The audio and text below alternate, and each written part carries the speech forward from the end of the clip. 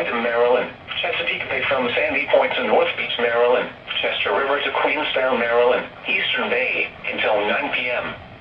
At 7:25 p.m., a severe thunderstorm was located near Crofton, moving east at 25 knots. Hazard, wind gust 45 to 50 knots and large hail. Source, a wind gust of 50 knots was recorded at Fort Meade Airport at 7:12 p.m. Impact, boaters could easily be thrown overboard by suddenly higher wind and waves capsizing their vessel. Boats could suffer significant damage in high winds and hail.